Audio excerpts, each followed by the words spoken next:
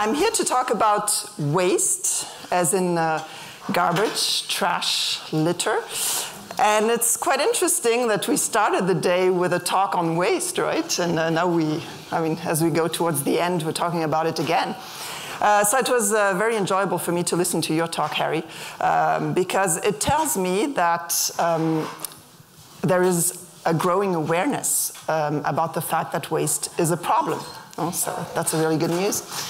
We actually had a number of interesting news headlines this year, and I'm putting them up there for you. In January, is that okay? Okay. In January, a report was released at the World Economic Forum in Davos, that's in Switzerland, and the finding was that by 2050 there will be more plastic than more plastic than fish in the world's oceans. According to this study, the equivalent of a full truckload of waste leaks into the ocean every minute. So try to imagine this. 1 truckload every minute. In March, another news headline caught my attention. 13 whales were found stranded on a German beach. A couple of days later, an autopsy revealed that their stomachs were full of trash, including car parts and plastic buckets. In August now, the media reported on the biggest beach cleanup in history. It happened in Mumbai, India. 4 million pounds of trash were removed, mostly plastic. So cleaning up is necessary, and I applaud the volunteers who did it. And actually this morning I saw a post from Environment Canada. Apparently this weekend is Clean Up the World weekend, so that was quite fitting. So it's great, but it bothers me somehow, because we can't just keep cleaning up afterwards. We need to tackle the problem at the source. And the source of the problem is our heavy reliance on plastic, a material that we can never properly dispose of. And when we think of it, just look around. Plastic is everywhere. I see bottles, I see boxes, I see wraps, I see trays, I see cups. Most of the products we buy are packaged in plastic. And here's the thing. Many of those plastics cannot be recycled. And when they can be recycled and actually make it into the blue bin, because that's the second hurdle as we heard this morning, well, they're not really being recycled, they're actually being downcycled. So if I take this water bottle here, it's not being turned into another water bottle, because for that you need virgin plastic to produce something like that. So it's being turned into something of lesser value, like a pen, for example. And where does the pen end up? You tell me. In the trash, right? No one recycles pens. Actually, I think you can, but I don't know a lot of people who would recycle a pen. So when we recycle plastic, and you notice my air quotes here, when we recycle plastic, we don't actually change the end game. We just delay it. Sooner or later, plastic becomes garbage. And where does plastic end up? Well, if you live in Ottawa, chances are it will not end up in the ocean, at least not immediately, but it will end up in a very nasty place, a landfill. Now, we've seen what plastic does to our oceans, but what happens to plastic when it's in a landfill? Well, it sits there for centuries. It will never biodegrade.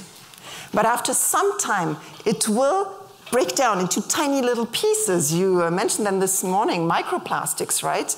And this is even worse because they are so small that we can't see them, and they end up in our waterways and ultimately, as you brilliantly explained this morning, in our food chain.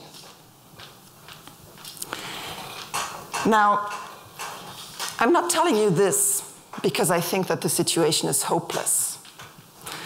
I'm telling you this because you have the power to change this. I really trust your generation. And actually, where's Diana? I do believe that you can change the world. I don't know where she is. I trust your generation more than I trust mine, in fact. And when I hear old people telling me that young people are up to no good and that they have no interests, etc., I tell them, well, obviously, you have never met a young person. True, huh? You can fix this. We can fix this. We can reduce the amount of waste that we produce. In particular, plastic waste, which, as we can see here, mostly comes from packaging. All we need to do is make little changes to our consumer behavior. And I want to walk you through some of those changes. You probably know the 3 R's, right? Reduce, reuse, recycle. You grew up with them. Well, I have my own R's, and they are slightly different, as you will see. The first one is refuse. Refuse the packaging that you do not need. And we're going to start with a really easy one. From now on, say no to plastic bags. Very often, we don't even need bags. A couple of weeks ago, I did my grocery shopping, and I noticed, and that's a true story, I noticed a woman who bought, among other things, 1 onion. And she put it in one of those plastic produce bags, right? And, well, I'm a little bit waste obsessed, as you might notice, so I noticed those things, and it's a big deal. So I was looking at putting her onion in the plastic bag, and I was thinking, why? You don't need a bag for 1 onion. You don't even need to protect an onion. It has a skin, you know? It protects itself. You can just put it in the cart the way it is. It will be fine, okay? Anyway, say no. And if you really need bags, reuse. That's my second R. Bring your own bags. And apply this rule to everything you buy, not just groceries. Whenever you buy shoes or clothes or electronics, bring your own bags. Or put them in your purse or in your backpack. Just for the record, that's the size of my purse. I have it here. I put everything in it. It's pretty big. You know, I can fit 4 pairs of shoes in it, in case I ever want to buy 4 pairs of shoes. Nice, huh? Anyway, reuse as much as you can. So I see a lot of plastic bottles here. Next time, next year, when we do this TEDx event, okay, let's do this zero waste, okay? Let's do this waste-free. So next time you come with your own bottle. We have a couple here, right? Come with your own bottles and fill them up. Have your own coffee mugs and refill them. Put your snacks in reusable containers, not Ziploc bags. Actually, bring your own cutlery so you don't rely on the plastic cutlery that you find in most cafeterias, etc. Personally, I've pushed it as far as I could. I buy all my groceries with reusables. So I found stores that sell their products in bulk and that allow me to fill up my own containers. That's what it looks like. I've adopted a zero-waste lifestyle. As a result, I create very little waste, and I also save money, because buying in bulk is usually cheaper. That might be useful for you when you're students next year, living on a budget. So I realized that most of you still live with your parents, and unless you convince them to adopt a zero-waste lifestyle, this might be a little bit too far for you, going too far for you.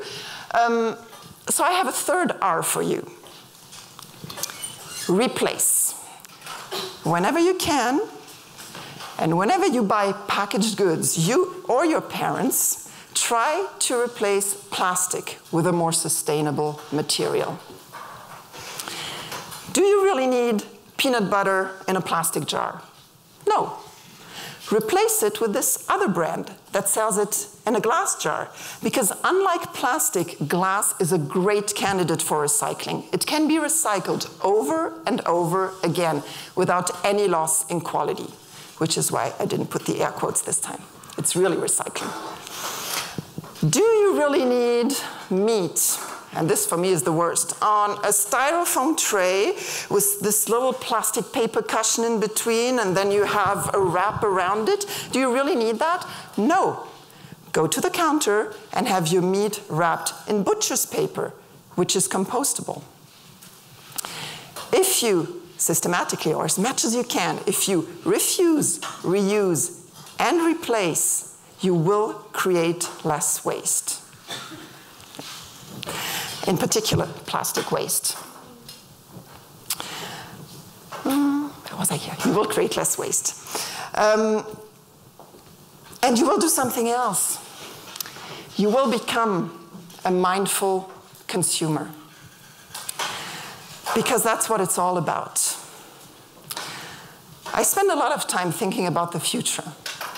I have 2 daughters, I have 2 nieces, I have 1 nephew. I love them very much.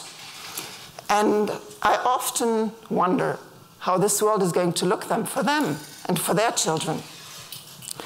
And I've come to the conclusion that if we want this place to be livable for future generations, we need to move away from this reckless mass consumption of the past and present, and we need to become more mindful consumers. Consumers who ask questions about the products they buy. Questions like, was this produced sustainably by people earning a fair wage?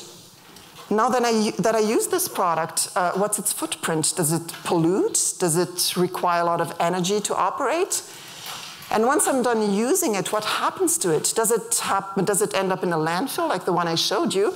Or can I give it or sell it to someone else who will use it? Can I repurpose it? Can I repair it if it's broken? And as a last, but a very last resort, can I recycle it?